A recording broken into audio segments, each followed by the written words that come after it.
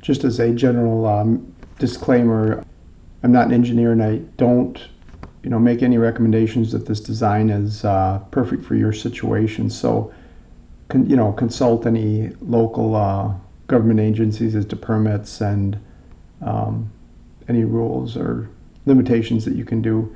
And this is really just for your entertainment purposes only. This is a video on how I am building a wheelchair ramp. So this is a assisted ramp. This is not meant to be anything she could use on her own. She can't do that. So this is just for very occasional use because I'm finding it harder and harder on my back to kind of pull her down those stairs with the wheelchair.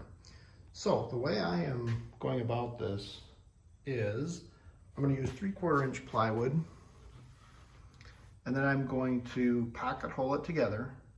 The first step, I've seen some things on, getting your angle and various ways to, take a string and all that. Well, what I'm doing is I know that I want the ramp to be, it'll come out to exactly 8 feet because I have my garbage cans here and I can't be in front of those and make that a mess.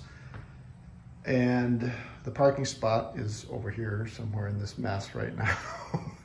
But the car comes up to, luckily our small car comes up to here. So we're gonna have to see if the nose of the car will go over just that end of the ramp, the lower end of the ramp. But this is about the best I can do. So I'm gonna make it 8 feet. Now this is a 12-inch rise. So in theory, this ramp should be 12 feet long. If you follow those ADA guidelines, there are a bunch of things online you can find out about that. But again, that's not what I'm going for. Just going for accessibility. So I've got a 12-inch rise here, okay, to the bottom of the finished area. So my ledger, or 2 by 3/4 inch plywood joist, or whatever we want to call the support. I cut out a 12-inch 8-foot piece straight, and then all I'm going to do is put a cut from one corner to the other, which will give me the slope, and that way it's in full contact with the ground and should be good support. Now we'll talk about that later, but this is the concept. Now I've got the 4 supports, kind of the superstructure cut. So all I did was took the 12-inch pieces that I had ripped, and just from one point to the other cut a straight line to create the angle of the triangle. Because from the top of the ledger, from the top of the header, ledger, whatever we want to refer to it as, just under the threshold in this case, so that when I put the 3/4 inch ply on the top, it'll be a nice, pretty smooth transition, pretty flush. Won't be a drop down.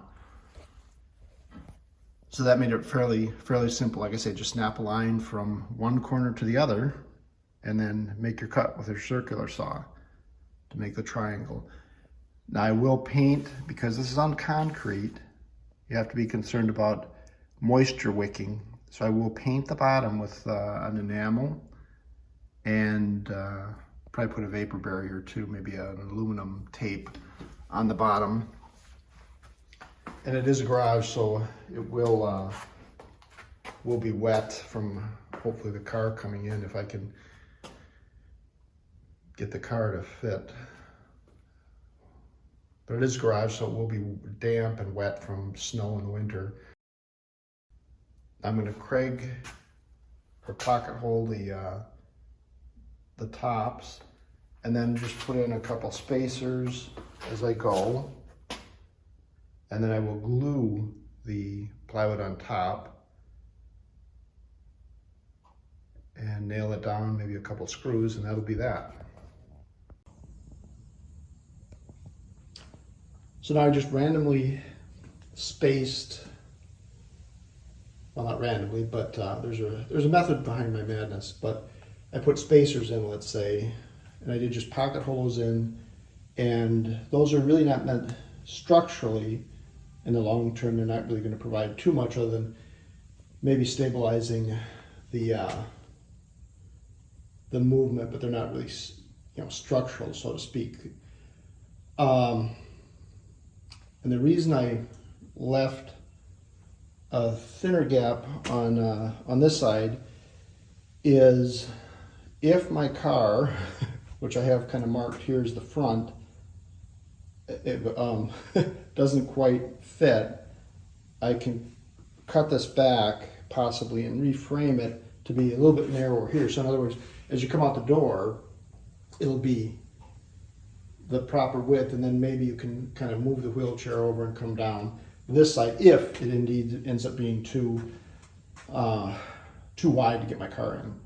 Not that I ever put my car in the garage anyway, because it's full of someday. And again, this, I'm not really. My philosophy was that maybe I'd take this out from time to time. I didn't want to make it a permanent attachment, simply because we don't go in and out that much, except maybe in the summertime when I like to get her outside, and then maybe to a doctor's appointment. So I was hoping that I'd be able to make this movable, but we're going to see where we go with that. So I was thinking maybe just a couple brackets to attach it to the wall so that it doesn't move out. But I don't think, it should be heavy enough, and I don't think it would move around too much. So that's where we're at. Now, structurally, my concept is that once I glue, I'm going to put the plywood on the top and glue it all together, and that will provide really the structural integrity. Especially since the plywood is resting on the floor. So that should provide plenty of vertical support.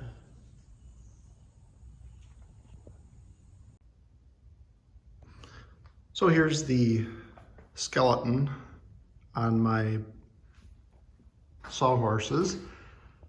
I'm just going to throw cut the top down to 42 inches. So this is 42 inches wide.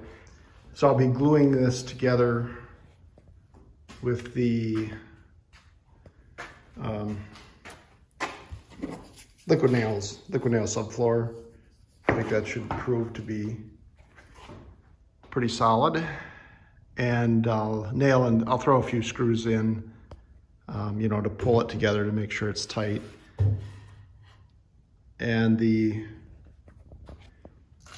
problem I've found is getting this really thin where it transitions to the ground or the flat surface. So it really ends up being a very thin angle. Otherwise you have a bump there for the wheelchair to come over. So I'll, once I get this on here, I'll cut the plywood down and then sand it as flush as I can so that it's a smooth transition. So I believe this should be a fairly rigid structure. This is rigid enough that, that provides plenty of vertical support for the 3/4 inch plywood. And horizontally, once it's glued together, the brace is in between. I don't really think there'll be any type of problem. So just glued it up, clamped it all up, as many clamps as I had. And I'll probably use some mechanical fasteners from underneath. And this is the marine carpet I bought on Amazon. Like $75, I think. Looks pretty decent. And here's a look at the completed ramp. I just pulled it out a little bit. I'm going to push it back into position and glue some marine carpet to it. I'll use the, what is this, Roberts 6700. I really do love my pocket jig that I bought at Harbor Freight. It's one of those tools I wish I had bought years ago. It provides such a great joint, so quick and simple.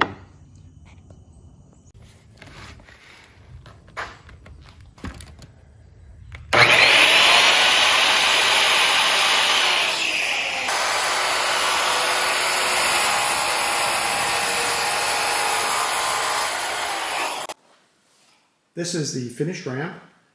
It is great. It really turned out as good as I could have anticipated. It's solid as a rock, very, very firm. It's not going anywhere. I used a sheet of plywood. Originally, I had the sheet of plywood as the whole kind of, I would call it a handrail, and kind of as the handrail barrier. But I had to cut it all the way back there so that I could get the car, because the car has to come up, to about the middle of the ramp when I park here. So, and I do have the garage cleaned up now. So I do have the car in here. But it's great. It worked out very well. It's a smooth transition. So that's the way I built the ramp. Again, this is not a ADA compliant. This isn't really meant to be code compliant or anything like that. It is just for my simple use.